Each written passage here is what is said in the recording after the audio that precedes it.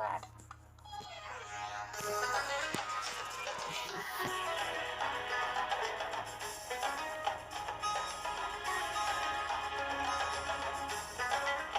Umat muslim yang akan menjalankan ibadah sholat menghadap kepada Allah Subhanahu wa Ta'ala harus memenuhi aturan yang telah ditetapkan.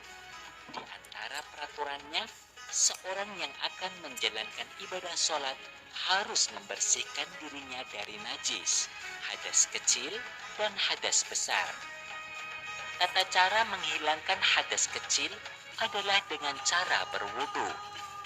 Perintah melaksanakan wudu berdasarkan firman Allah Subhanahu wa Ta'ala, Ya ayyuhalladzina amanu idza qumtum ila sholati فاغسلوا وجوهكم وأيديكم إلى المرافق وامسحوا برؤوسكم وأرجلكم إلى الكعبين. Wahai orang-orang yang beriman, apabila kamu hendak melaksanakan sholat, maka basuhlah wajahmu dan tanganmu sampai ke siku, dan usaplah kepalamu dan basuh kedua kakimu sampai ke kedua mata kaki. Al-Quran Surah Al-Ma'idah ayat 6.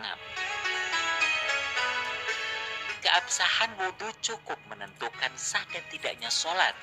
Rukun wudhu yang sudah maklum diketahui adalah niat. Membasuh muka, membasuh kedua tangan sampai dengan siku, mengusap sebagian kepala, membasuh kedua kaki sampai dengan mata kaki, dan tertib sesuai urutannya mulai dari yang pertama sampai paling akhir.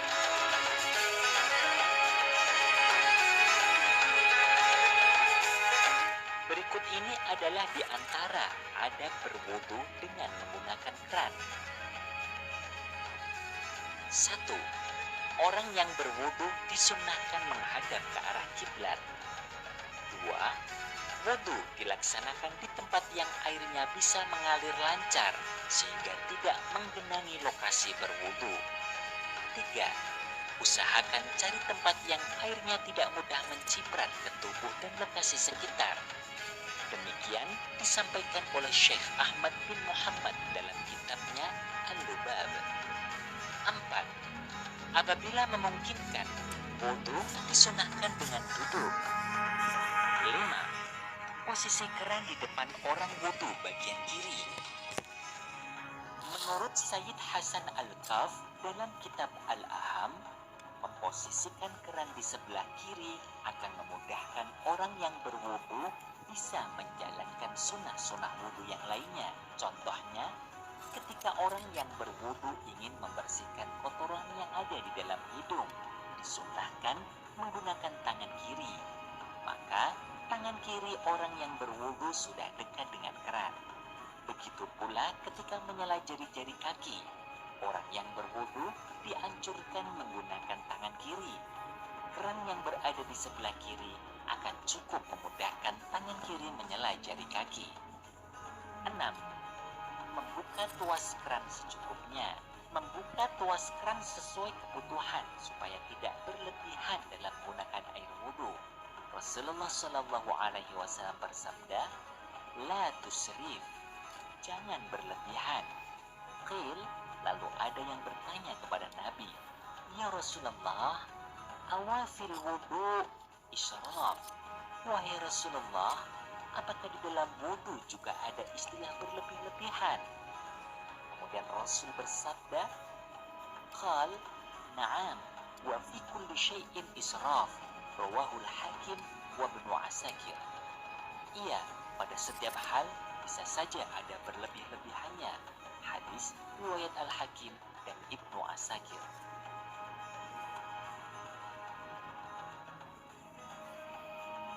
Berlebihan atau israf dalam berwudu banyak yang disebabkan karena was-was, sebuah perasaan tidak nyaman dan ragu, apakah airnya sudah merata ke semua anggota wudhu atau belum? Orang was-was bisa membasuh anggota wudhu sampai mengulang berulang kali sehingga menjadi poros air.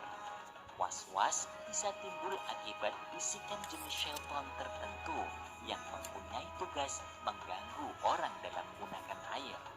Rasulullah Shallallahu Alaihi Wasallam bersabda, "Inna lil wudu'i syaitanan yuqadu lahu walhan, fattaqu waswasal ma." Rawahu Ahmad wa Ibnu Majah.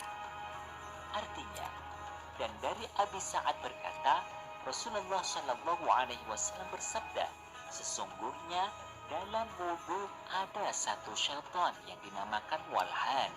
Maka takutlah kalian terhadap was-was dalam menggunakan air. Hadis riwayat Ahmad dan Ibnu Majah.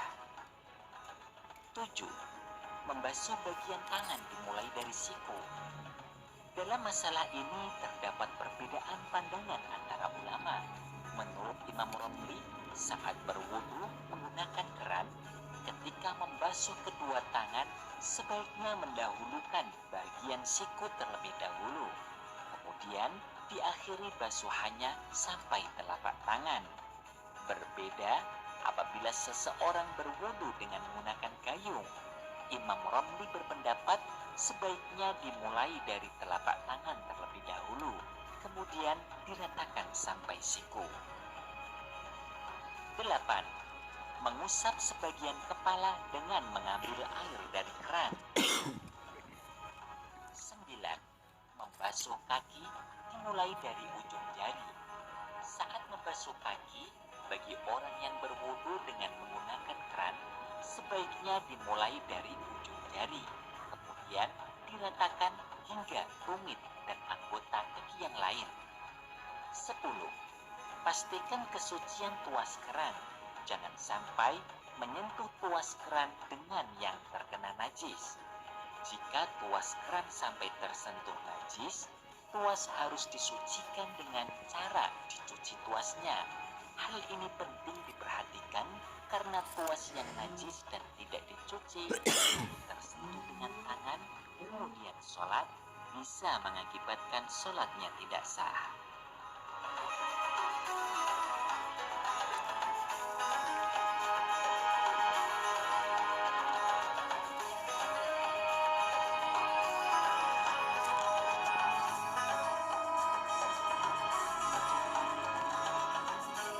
Sahabat muslim, demikian paparan singkat tentang tata cara wudhu dengan menggunakan keran. Usaha kita dalam menyempurnakan wudhu sebagai bentuk totalitas penghambaan kepada Allah Subhanahu wa Ta'ala, semoga mendapat ridha dari Allah Subhanahu wa Ta'ala. Amin ya rabbal alamin. Semoga bermanfaat. Wassalamualaikum warahmatullahi wabarakatuh.